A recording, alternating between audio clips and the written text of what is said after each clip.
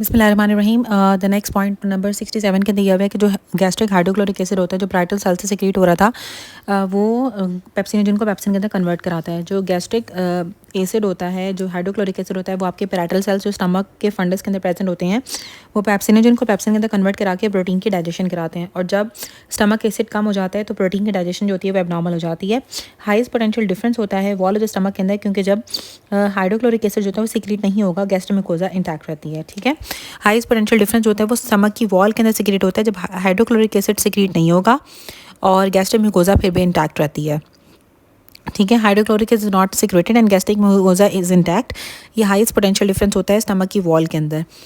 Normal waves जो basic electrical rhythm of the stomach होती है ना, वो एक दिन के अंदर 3 वेव्स आती हैं आपके स्टमक के अंदर। जो नॉर्मल बेसिक इलेक्ट्रिकल रिदम है स्टमक का, उसके अंदर 3 वेव्स पर डे आती हैं। सेकेंडरी पेरिस्टालसिस जो होती है उसमें इसोफेगस की डायलेटेशन हो जाती है, और जो प्राइमरी पेरिस्टालसिस थी उसकी वजह से फूड जो आपकी फॉरवर्ड मूव करती है, और सेकेंडरी पेरिस्टालसिस के अंदर इसोफेगस जो होता है वो डायलेट कर जाता है। कोलिसिस्टोकाइनिन और गैस्ट्रिन सिमिलर ग्रुप्स होते हैं क्योंकि दोनों के अंदर टर्मिनल सी ग्रुप होता है। जो लोअर इसोफेजियल स्फिंक्टर होता है वो रिलैक्स हो जाता है पेरिस्टालसिस के दौरान बोलस के पहुंचने से पहले। ठीक है, अभी आपका बोलस आपके लोअर इसोफेजियल स्फिंक्टर तक नहीं पहुंचेगा और पहले ही आपका जो लोअर इसोफेजियल स्फिंक्टर होता है पेरिस्टालसिस के अंदर वो रिलैक्स कर जाता है। सिक्रेटिन जो होता है वो फैटी एसिड्स के रिस्पांस में रिलीज़ होता है। सिक्रेटिन हमने पढ़ा था कि जो सिक्रेटिन था ना, जब हाइड्रोजन आयन आता है आपके ड्यूडेनम के अंदर तो से रिलीज़ हो रहा था, और जो सिक्रेटिन था वो पैंक्रिया बाइल एसिड की सिक्रेशन भी कराता है सिक्रेटिन, और सिक्रेटिन साथ जो है वो जब एसिड आ रहा था आपके ड्यूडेनम के अंदर तो सिक्रीट हो रहा था, और सिक्रेटिन जो है ना बाइकार्बोनेट की भी सिक्रेशन कराता है पैंक्रियाज से। तो जो सिक्रेटिन होता है ना, ये हमारे पास एक ऐसा हार्मोन होता है कि जब फैटी एसिड जाते हैं तो फैटी एसिड्स के रिस्पांस में भी सिक्रेटिन रिलीज़ होता है। फैटी एसिड जब आपके ड्यूडेनम के अंदर आएंगे तो सिक्रेटिन की रिलीज़ होती है, और इसी तरह से जब हाइड्रोजन आयन ड्यूडेनम के अंदर आते हैं या ड्यूडेनम की पीएच डिक्रीज कर जाती है तो सिक्रेटिन रिलीज़ होता है S cells of the duodenum से, और ये बाइकार्बोनेट की वाटर की सिक्रेशन को ज़्यादा करता है और बाइल की प्रोडक्शन को भी ज़्यादा करता है। वेगल ट्रंक अगर आप कट कर दोगे ना तो गैस्ट्रिक एम्पेटिंग इनकम्प्लीट हो जाएगी, क्योंकि जो पैरासिम्पैथिक सिस्टम होता है वो हमारे स्फिंक्टर्स को रिलैक्स करता है, जीआईटी के स्फिंक्टर्स को रिलैक्स करता है या ओपन करता है। जब वेगल ट्रंक आप काट दोगे, पैरासिम्पैथिक सप्लाई कट कर दोगे तो गैस्ट्रिक एम्पेटिंग इनकम्प्लीट होती है।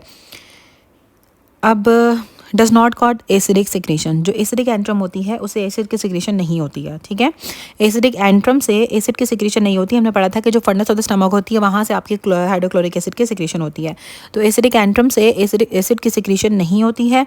जो सर्कुलर मसल्स होते हैं वो थिक हो जाते हैं स्टमक के पाइलोरस में। पाइलोरस में जो सर्कुलर मसल्स होते हैं वो थिक हो जाते हैं। स्टमक के अंदर 3 लेयर्स होती है मसल्स की फंडस में। ठीक है, फंडस ऑफ द स्टमक के अंदर 3 लेयर्स ऑफ स्मूथ मसल्स होती हैं, और जो पाइलोरस होता है ना, पाइलोरस के अंदर जो मसल्स होते हैं वो थिक हो जाते हैं, सर्कुलर मसल्स थिक हो जाते हैं। और जो गैस्ट्रिक पाइलोरस था ना उसमें म्यूकस सेल्स प्रेजेंट थे। गैस्ट्रिक पाइलोरस या गैस्ट्रिक एंट्रम के अंदर जो होते हैं म्यूकस सेल प्रेजेंट होते हैं, और जो स्मूथ मसल्स होते हैं वो थिक हो जाते हैं। एक तो म्यूकस सेल्स प्रेजेंट होते हैं पाइलोरस के अंदर। ठीक है, पाइलोरस के अंदर क्या होते हैं, म्यूकस सेल्स प्रेजेंट होते हैं स्टमक के अंदर, और साथ जो स्मूथ मसल्स होंगे वो थिक हो जाते हैं गैस्ट्रिक पाइलोरस के अंदर। पैंक्रियाटिक फिस्टुला के अंदर हम सोमैटोस्टैटिन देते हैं ताकि हम आउटपुट ऑफ सिक्रेशन को इनहिबिट कर सकें। हमने पढ़ा था कि जो सोमैटोस्टैटिन होता है वो एक पैंक्रियाटिक सोमैटोस्टैटिन होता है, एक गट का सोमैटोस्टैटिन था। जो पैंक्रियाटिक सोमैटोस्टैटिन था वो इंसुलिन और ग्लूकागॉन की रिलीज को इनहिबिट कर रहा था, और जो गट का सोमैटोस्टैटिन था वो गैस्ट्रिन को और सिक्रेटिन को इनहिबिट कर रहा था। 2 तरह का सोमैटोस्टैटिन था, और सोमैटोस्टैटिन जो होता है वो ग्रोथ हार्मोन को भी इनहिबिट करता है। सॉरी, गट का सोमैटोस्टैटिन गैस्ट्रिन और कोलिसिस्टोकाइनिन को इनहिबिट करता है, सिक्रेटिन को इनहिबिट नहीं करता। सोमैटोस्टैटिन गैस्ट्रिन और कोलिसिस्टोकाइनिन को इनहिबिट करता है। उसके बाद आता है कि जो सब्सटेंस है जो कि फ्लो ऑफ स्लाइवा कराता है, दैट इज डाइलकोलिन। जो स्लाइवा की प्रोडक्शन होती है ना वो पैरासिम्पैथिक होती है, और जो वेजोएक्टिव इंटेस्टाइनल पेप्टाइड था वो भी स्लाइवा की सिक्रेशन को ज़्यादा कर रहा था। स्लाइवा के अंदर लैक्टोफेरिन एंजाइम होती है जिसकी वजह से आयरन की डाइजेशन नहीं होती है। और जो गैस्ट्रोइंटेस्टाइनल मोटिलिटी होती है ना वो हार्मोन्स के ऊपर सिर्फ और सिर्फ हार्मोन्स के ऊपर डिपेंड नहीं करती है। जीआईटी की मोटिलिटी सिर्फ और सिर्फ हार्मोन्स के ऊपर डिपेंड नहीं करती है। सेलिवेशन के अंदर जो सेलिवेशन सेंटर होता है वो मेडुला के अंदर प्रेजेंट होता है। एक्सोक्राइन पैंक्रियाटिक सिक्रेशन कोलिसिस्टोकाइनिन जो एक्सोक्राइन पैंक्रियाटिक सिक्रेशन को इंक्रीज करता है। प्रोस्टाग्लैंडिन्स जो होते हैं ना वो आपके पैराइटल सेल्स के एसिड सिक्रेशन को डिक्रीज कर देते हैं। प्रोस्टाग्लैंडिन्स जो होते हैं वो पैराइटल सेल से एसिड की सिक्रेशन को डिक्रीज कर देते हैं। गैस्ट्रिक एसिड की सिक्रेशन जो होती है वो H2 रिसेप्टर के थ्रू होती है। हिस्टामिन 2 रिसेप्टर्स होते हैं जो गैस्ट्रिक एसिड की सिक्रेशन कराते हैं। स्लाइवा थिक हो जाता है, अल्फा 1 और बीटा 1 रिसेप्टर्स जब इन्वॉल्व होंगे तो स्लाइवा थिक हो जाता है। 8 आवर्स के अंदर जो फूड होती है ना हमारी लार्ज इंटेस्टाइन को रीच करती है। 8 घंटे लगते हैं हमारे फूड को लार्ज इंटेस्टाइन तक पहुंचने में। इंजाइम्स जो कि पैंक्रियाटिक सिक्रेशंस के अंदर नहीं होती, दैट इज एंटेरोकाइनेज। एंटेरोकाइनेज जो होती है पैंक्रियाटिक सिक्रेशंस के अंदर नहीं होती है। Broken down before digestion, that is sucrose. Sucrose की ब्रेक डाउन हो जाती है डाइजेशन से पहले, और जो ओलिगोसैकेराइड्स होते हैं स्लाइवा के अंदर वो एडहेयर कर जाते हैं माइक्रोब्स के साथ। ओलिगोसैकेराइड जो स्लाइवा के अंदर होते हैं तो वो एडहेयर कराते हैं। स्लाइवा के अंदर म्यूसिन होता है जिसकी वजह से माइक्रोब्स एडहेयर करते हैं और अटैच कर जाते हैं म्यूकोजा के साथ। जो स्लाइवा होता है ना वो वेजिटेटिव इंटेस्टाइनल पेप्टाइड जो होता है वो वीआईपी स्लाइवा के सिक्रीशन को ज़्यादा कर देता है, स्लाइवरी ग्लैंड के सिक्रीशंस को ज़्यादा कर देता है। स्लाइवा के अंदर डाइजेस्टिंग कार्बोहाइड्रेट्स को डाइजेस्ट करने के लिए एमाइलेज होती है, ठीक है। स्लाइवा के अंदर एमाइलेज होती है कार्बोहाइड्रेट्स को डाइजेस्ट करने के लिए। एमाइलेज एंजाइम ही हमारे स्टार्चेस को डाइजेस्ट करती है, ये कार्बोहाइड्रेट्स को डाइजेस्ट करती है। और पेंक्रियाज के अंदर एमाइनोपेप्टाइडेजेस भी नहीं थी, और पेंक्रियाज के अंदर जो है एंटेरोकाइनेजेस भी नहीं होती हैं। और न्यूरोट्रांसमीटर जो कि स्टमक की कॉन्ट्रैक्शन को और गाल ब्लैडर की कॉन्ट्रैक्शन को डिक्रीज़ करता है, मतलब कि आपके स्टमक को, आपके लोअर इसोफेगस को, गाल ब्लैडर को, इंटेस्टाइन्स को रिलैक्स करता है, that is VIP. Pancreatic enzyme deficiency की वजह से ट्राइग्लिसराइड्स की एब्जॉर्प्शन नहीं होती है, क्योंकि जो पैंक्रियाज होती है ना वो लाइपेज को सिक्रीट करती हैं। जब लाइपेज नहीं होगा तो आपके जो टैग्स होंगे उनकी एब्जॉर्प्शन नहीं होती है, एब्जॉर्प्शन कम हो जाती है ट्राइग्लिसराइड्स की।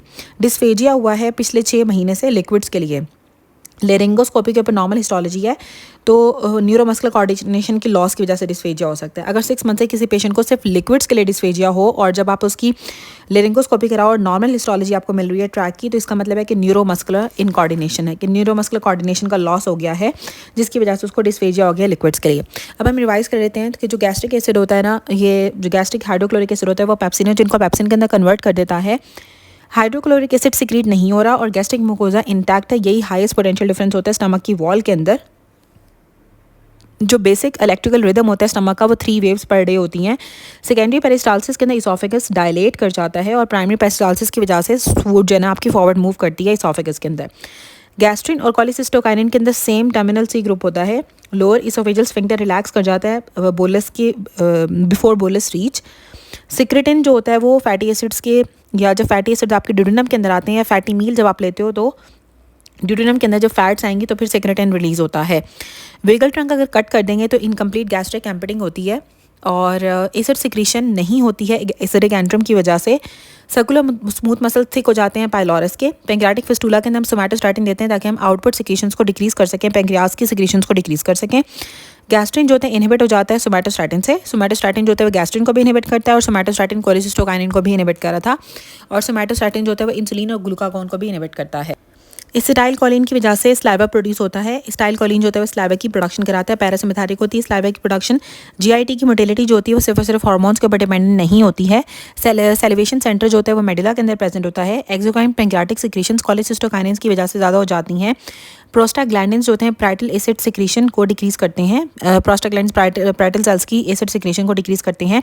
गैस्ट्रिक एसिड की सिक्रीशन H2 रिसेप्टर्स के थ्रू होती है जो कि हिस्टामिन 2 रिसेप्टर्स होते हैं। स्लाइवा थिक हो जाता है अल्फा 1 और बीटा 1 रिसेप्टर्स की वजह से।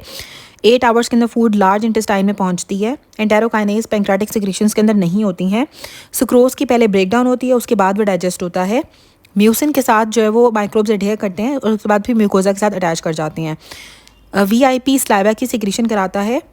एमाइलेज कार्बोहाइड्रेट्स की डाइजेशन के लिए स्लाइवा में प्रेजेंट होती है। वीआईपी न्यूरोट्रांसमीटर है जो गैस्ट्रिक कॉन्ट्रैक्शन को भी डिक्रीज़ करता है और गाल ब्लैडर की कॉन्ट्रैक्शन को भी डिक्रीज़ करता है।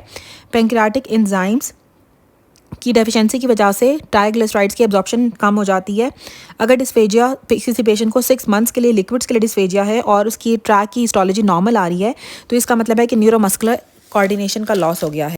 प्रोटीन्स के रिस्पांस में गैस्ट्रिक सिक्रीशन ज़्यादा हो जाती है। प्रोटीन्स जब आती हैं तो गैस्ट्रिक सिक्रीशन ज़्यादा हो जाती हैं, ज़्यादा एसिड प्रोड्यूस होता है, गैस्ट्रिक एसिड ज़्यादा प्रोडक्शन होती है जब प्रोटीन स्टमक के अंदर आती हैं। मीजनस प्लेक्सिस सबम्यूकोजल प्लेक्सिस होता है और ये सिक्रेटरी एक्टिविटी करता है। 2 तरह के प्लेक्सिस होते हैं एंटेरिक नर्वस सिस्टम के अंदर, एक माइंटेरिक प्लेक्सिस होता है, एक सबम्यूकोजल मीजनस प्लेक्सिस होता है। जो माइंटेरिक प्लेक्सिस होता है इसको हम ऑर्बिक प्लेक्सिस से कहते हैं। ये मोटिलिटी के अंदर इन्वॉल्व होता है, स्मूथ मसल्स होता है जीआईटी ट्रैक की। और जो सबम्यूकोजल प्लेक्सिस होता है ये सिक्रीशंस को कंट्रोल करता है और ब्लड फ्लो को कंट्रोल करता है। सेंसरी जो इन्फॉर्मेशन होती है इसके वो कीमो रिसेप्टर से आती है और मैकेनो रिसेप्टर्स होते हैं जीआईटी ट्रैक के अंदर जो फिर काम करते हैं। वॉमिटिंग जो होती है ना वो जब लोअर इसोफेजियल स्फिंक्टर रिलैक्स करेगा तो उसकी वजह से वॉमिटिंग होती है। स्लो वेव जो स्टमक जो होती हैं वो स्टार्ट हो जाती हैं इंटेस्टाइनल सेल्स ऑफ द कजाल से, ठीक है। और जो स्पॉन्टेनियस कैल्शियम की स्टिमुलेशन की वजह से भी जो है ना वो स्लो वेव्स ऑफ स्टमक आती हैं कि स्टमक की कॉन्ट्रैक्शन जो होती है ना वो भी स्पॉन्टेनियस कैल्शियम स्टिमुलेशन की वजह से आती है। और जो इंटेस्टाइनल सेल्स ऑफ कजाल होते हैं ना वो स्लो वेव प्रोड्यूस करते हैं स्टमक की। हिपैटोसाइट्स होते हैं वो अमोनिया को डिटॉक्सिफाई करते हैं और जो यूरिया साइकिल होता है वो भी लिवर के अंदर होता है। अब एक बच्चा था, उस रोड ट्रिप पे गया, उसने स्ट्रीट फूड लिया है और फ्यू आवर्स के बाद उसको एब्डोमिनल क्रैम्प स्टार्ट हो गए हैं, तो एक्टिवेशन होती है sympathetic splanchnic parasympathetic activation. Splanchnic parasympathetic activation की वजह से उसको एब्डोमिनल क्रैम्प्स हो रहे हैं। फैट की डाइजेशन इमल्सिफिकेशन से भी होती है, बाइल सॉल्ट से भी होती है, हमने पढ़ा था कि, और बाइकार्बोनेट और लाइपेजेस से भी हो रही थी, ठीक है। तो जो सबसे बेस्ट ऑप्शन होगा ना, वो इसमें इमल्सिफिकेशन होगा। स्लाइवा जो होता है ना, वो स्लाइवा जो है वो लैक्टोपेरोक्सिडेजेस होती हैं स्लाइवा के अंदर, जो कि ग्लाइकोसिडिक बॉन्ड को ब्रेक कर देती हैं। स्लाइवा के अंदर लैक्टोपेरोक्सिडेजेस होती हैं, स्लाइवा के अंदर लैक्टोफेरेंस भी थी, जो आयरन की एब्जॉर्प्शन नहीं होने दे रही थी माइक्रोब्स से। उसके बाद लिवर के अंदर एरिया लिवर, जिसके अंदर हिपैटिक आर्टरी होगी, बाइल डक्ट होती है और पोर्टल वेन होती है, और साथ सेंट्रल वेन्यूल्स होते हैं एट डिफरेंट एंगल्स के ऊपर, इसको क्लासिक हिपैटिक लोब्यूल कहते हैं। गैस्ट्रिक एम्पिटिंग इंक्रीज कर देती है इंट्रागैस्ट्रिक वॉल्यूम, ठीक है। गैस्ट्रिक एम्पिटिंग आपकी ज़्यादा हो जाती है, जब आपके स्टमक के अंदर का वॉल्यूम ज़्यादा हो जाएगा तो गैस्ट्रिक एम्पिटिंग भी ज़्यादा हो जाती है। जो स्लो वेव द स्टमक होती है वो बिगिन करती है इंटेस्टाइनल सेल्स ऑफ कजाल के अंदर। इंटेस्टाइनल सेल ऑफ कजाल के अंदर से आपकी स्लो वेव द स्टमक की जो होती है स्टार्ट होती है। हिपैटोसाइट्स का मेन फंक्शन होता है कि अमोनिया को डिटॉक्सिफाई करते हैं। इंटेस्टाइनल मोटिलिटी इफेक्ट हो जाती है वेजोएक्टिव इंटेस्टाइनल पेप्टाइड की वजह से, क्योंकि जो वेजोएक्टिव इंटेस्टाइनल पेप्टाइड है वो रिलैक्स करता है इंटेस्टाइन्स को। माइग्रेटरी मोटर कॉम्प्लेक्स ट्रिगर्ड होता है मोटिलिन से, क्योंकि मोटर कॉम्प्लेक्स है, माइग्रेटरी मोटर कॉम्प्लेक्स ट्रिगर हो जाता है मोटिलिन से। फैट की डाइजेशन होती है इमल्सिफिकेशन से, बाइल सॉल्ट से और लाइपेजेस से।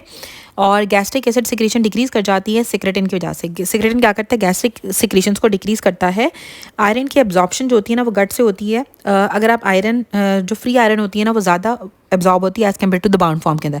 आयरन जो होती है फेरस फॉर्म के अंदर एब्जॉर्ब होती है, और फ्री आयरन ज़्यादा जल्दी से एब्जॉर्ब हो जाती है as compare to the bound form. अब हम रिवाइज कर लेते हैं कि जो गैस्ट्रिक सिक्रीशंस होती हैं वो ज़्यादा हो जाती हैं प्रोटीन्स के रिस्पॉन्स में। जब आपके स्टमक के अंदर प्रोटीन्स आएंगे तो गैस्ट्रिक एसिड की सिक्रीशन ज़्यादा हो जाती है।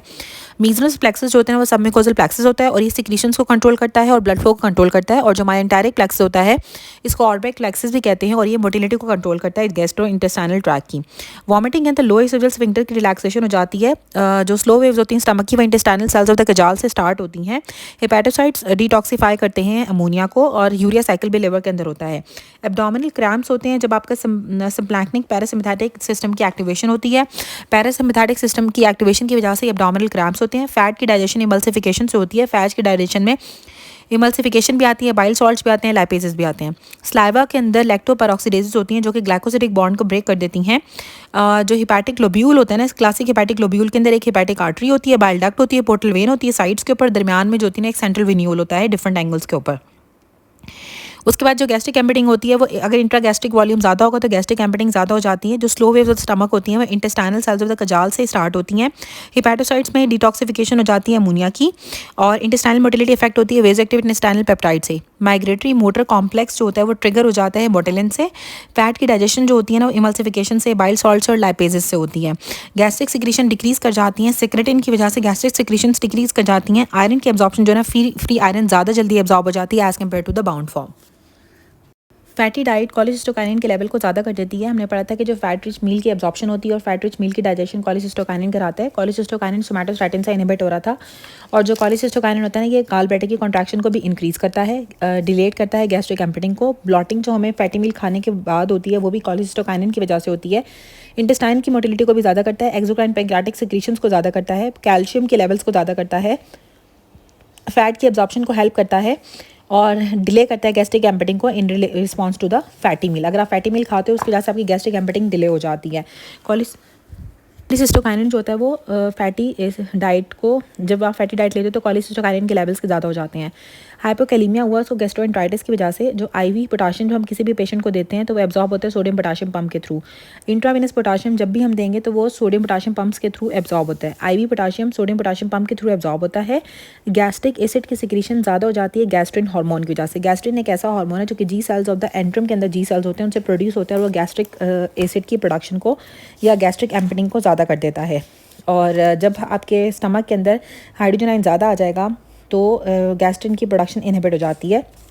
गैस्ट्रिक एसिड की सिक्रीशन करता है जो गैस्ट्रिन हार्मोन होता है, और जब प्रोटीन्स आती हैं तो गैस्ट्रिक एसिड की सिक्रीशन होना स्टार्ट हो जाती है स्टमक से, और गैस्ट्रिक की एम्पिटिंग को भी ज़्यादा करता है। एक तो ये क्या करता है, गैस्ट्रिन हार्मोन जो होता है गैस्ट्रिक एसिड की प्रोडक्शन को भी ज़्यादा करता है और गैस्ट्रिक एम्पिटिंग को भी ज़्यादा करता है। फास्टेस्ट रीजनरेशन लिवर के अंदर होती है। जो स्लाइवा होता है ना, वो वेजोएक्टिव इंटेस्टाइनल पेप्टाइड से सिक्रीट होता है। गैस्ट्रिन की सिक्रीशन जो होती है गैस्ट्रिक एंट्रम से होती है। गैस्ट्रिक एंट्रम के अंदर जी सेल्स होते हैं जो कि गैस्ट्रिक एसिड की गैस्ट्रिन हार्मोन की सिक्रीशन करते हैं एंट्रम ऑफ द स्टमक के अंदर, और फिर ये गैस्ट्रिक एसिड की सिक्रीशन को ज़्यादा करता है, गैस्ट्रिक एम्पिटिंग को भी ज़्यादा करता है। और कोलिसिस्टोकाइनिन गैस्ट्रिन को इनहिबिट कर देता है। अब जो हाइड्रोजन पोटाशियम पंप होता है ना पैराइटल सेल्स के अंदर, वो कंट्रोल होता है पोटाशियम एटीपेज से। पैराइटल सेल्स के अंदर एक हाइड्रोजन पोटाशियम पंप होता है और पोटाशियम एटीपेजेस उसको कंट्रोल करती हैं, हाइड्रोजन पोटाशियम पंप को, जो पैराइटल सेल्स के अंदर प्रेजेंट होता है। एक पेशेंट का आपने 100 सेंटीमीटर इलियम जो था वो रिसेक्ट किया और उसके बाद उसके बाइल सॉल्ट एब्जॉर्ब नहीं होंगे। बाइल सॉल्ट्स इसलिए एब्जॉर्ब नहीं होंगे क्योंकि जो बाइल सॉल्ट्स होते हैं वो इलियम से एब्जॉर्ब होते हैं, और जो सोडियम बाइल सॉल्ट्स ट्रांसपोर्टर होते हैं ना वो भी इलियम के अंदर होता है।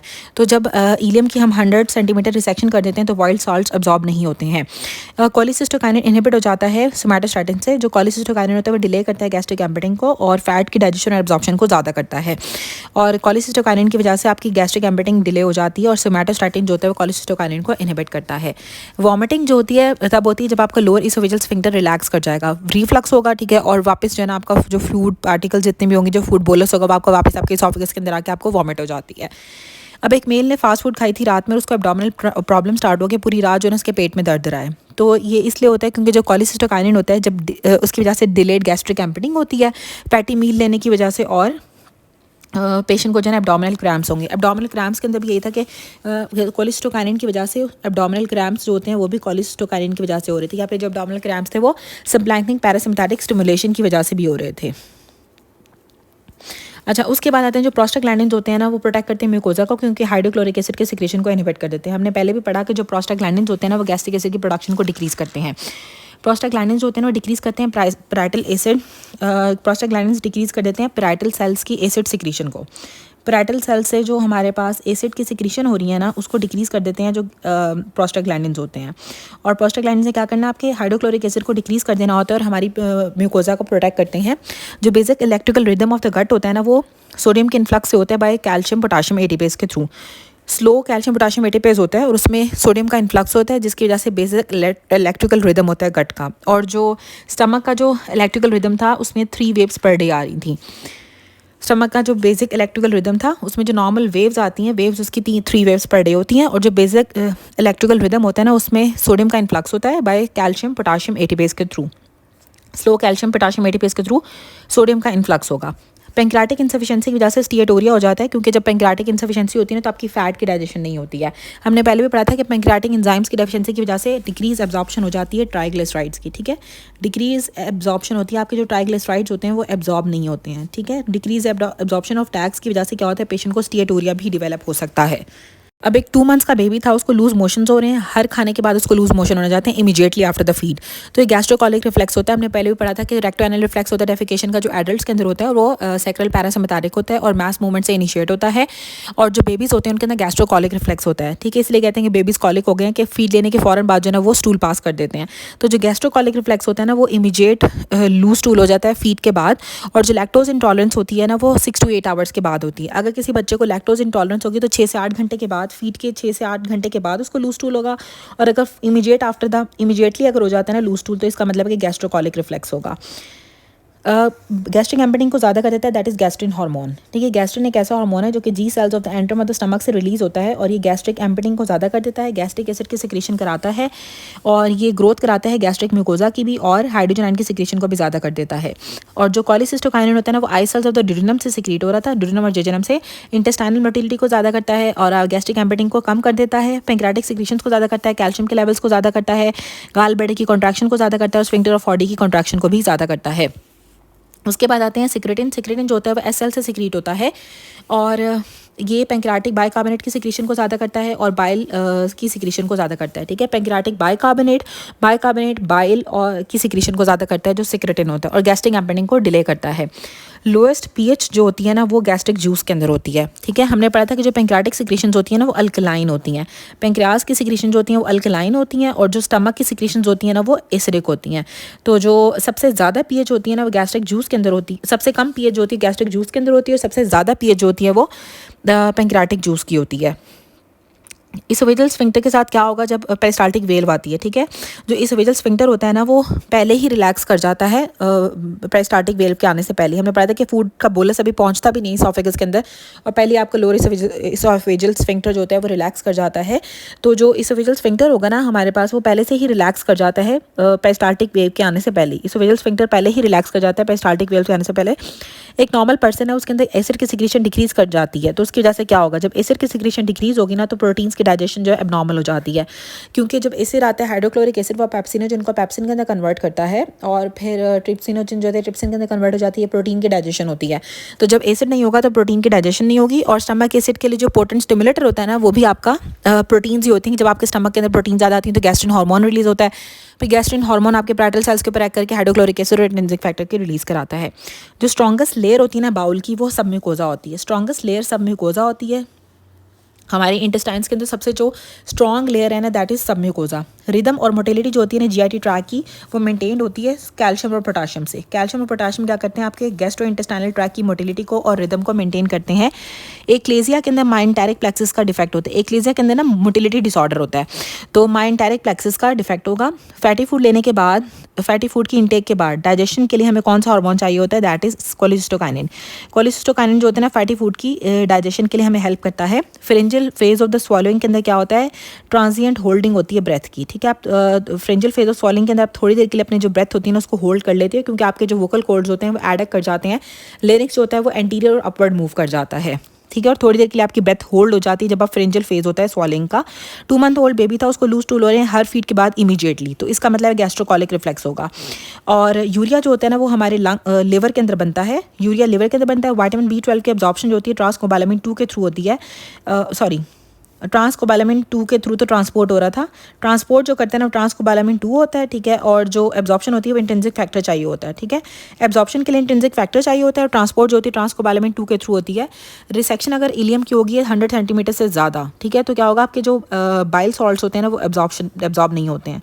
इलियम की रिसेक्शन की वजह से बाइल सॉल्ट की एब्जॉर्प्शन नहीं होती है, क्योंकि सोडियम बाइल ट्रांसपोर्टर जो होता है वो भी इलियम के अंदर होता है और बाइल सॉल्ट की एब्जॉर्प्शन भी इलियम से होती है। अब एक फीमेल पेशेंट थी उसको डिस्फेजिया है सिर्फ लिक्विड्स के लिए पिछले 6 महीनों से, और उसकी नॉर्मल हिस्टोलॉजी आ रही है। नॉर्मल हिस्टोलॉजी के साथ उसका लिक्विड्स के लिए डिस्फेजिया, तो आपने उसकी जो न्यूरोमस्कुलर कोऑर्डिनेशन है उसका लॉस हो गया, जिसकी वजह से उसको डिस्फेजिया डेवलप हो गया टू लिक्विड्स। जो माइग्रेटरी मोटर कॉम्प्लेक्स होता है वो मोटिलिन से ट्रिगर होता है। माइग्रेटरी मोटर कॉम्प्लेक्स को जो मोटिलिन ट्रिगर कर देती है। प्लाज्मा ग्लूकोज लेवल्स को हम डिटरमाइन करते हैं ग्लूकोस्टैटिक एक्टिविटी ऑफ द लिवर से। जो ग्लूकोस्टैटिक एक्टिविटी होती है ना लिवर की उससे हमें प्लाज्मा ग्लूकोज लेवल्स को डिटरमाइन करते हैं। प्लाज्मा ग्लूकोज लेवल्स को हम डिटरमाइन करते हैं ग्लूकोस्टैटिक एक्टिविटी ऑफ द लिवर से। अब यहाँ पे हम रिवाइज कर लेते हैं कि वॉमिटिंग के अंदर लोअर इसोफेजियल स्फिंक्टर रिलैक्स कर जाता है। फास्ट फूड अगर आप रात में लोगे, एब्डोमिनल प्रॉब्लम हो रहा है होल नाइट, तो डिलेड गैस्ट्रिक एम्पिटिंग हुई है कोलेसिस्टोकाइनिन की वजह से। प्रोस्टाग्लैंडिन्स जो होते हैं वो इनहिबिट करते हैं हाइड्रोक्लोरिक एसिड की सिक्रीशन को और प्रोटेक्ट करते हैं म्यूकोजा को। जो बेसल इलेक्ट्रिकल रिदम होता है गट का उसमें इन्फ्लक्स होता है सोडियम का बाय कैल्शियम पोटाशियम एटीपेज के थ्रू। स्टेटोरिया के अंदर लाइपेज डिक्रीज कर जाती हैं। अगर फीड के फ़ौरन बाद लूज टूल हो जाए 2 मंथ ओल्ड बेबी को तो गैस्ट्रोकॉलिक रिफ्लेक्स होता है। गैस्ट्रिक एम्पिटिंग को ज़्यादा कर देता है। लोएस्ट पीएच होती है गैस्ट्रिक जूस की। इसोफेजियल स्फिंक्टर रिलैक्स कर जाता है अहेड ऑफ पेरिस्टाल्टिक वेव। और एबनॉर्मल प्रोटीन डाइजेशन होती है जब एसिड की सिक्रीशन कम हो जाती है स्टमक में। स्ट्रॉन्गेस्ट लेयर बाउल की सबम्यूकोजा होती है। रिदम और मोटिलिटी को मेंटेन करने के लिए calcium potassium rhythm and motility को मेंटेन करते हैं गैस्ट्रो इंटेस्टाइनल ट्रैक की। एक्लेजिया के अंदर डिफेक्ट होता है माइंटेरिक प्लेक्सिस का। फैटी फूड की इंटेक की है तो उसकी डाइजेशन के लिए कोलेसिस्टोकाइनिन चाहिए होता है। फ्रिंजल फेज के अंदर आपकी ट्रांजिएंटली होल्ड करते हैं अपनी ब्रेथ को फ्रिंजल फेज ऑफ स्वॉलिंग के अंदर। गैस्ट्रोकॉलिक रिफ्लेक्स के अंदर एवरी फीड के बाद जो है इमीडिएटली जो है लूज टूल हो जाता है। और यूरिया जो होता है ना वो लिवर के अंदर बनता है। यूरिया साइकिल लिवर के अंदर होता है। विटामिन B12 के एब्जॉर्प्शन के लिए इंट्रिंसिक फैक्टर चाहिए होता है जो कि parietal cells of the fundus of the stomach से रिलीज होता है और ट्रांसकोबालामिन 2 से ट्रांसपोर्ट करता है जो कोबालामिन होता है। रिसेक्शन ऑफ द इलियम की वजह से बाइल सॉल्ट्स की जो एब्जॉर्प्शन होती है वो डिक्रीज हो जाती है। डिस्फेजिया अगर सिर्फ लिक्विड्स के लिए हो लेकिन हिस्टोलॉजी आपकी नॉर्मल हो तो न्यूरोमस्कुलर कोऑर्डिनेशन का लॉस हो जाता है। माइग्रेटरी मोटर कॉम्प्लेक्स जो होता है वो मोटिलिन से ट्रिगर होता है। प्लाज्मा ग्लूकोज लेवल हम लिवर की ग्लूकोस्टैटिक एक्टिविटी ऑफ द लिवर को चेक करके हम प्लाज्मा ग्लूकोज लेवल्स को डिटरमाइन कर सकते हैं।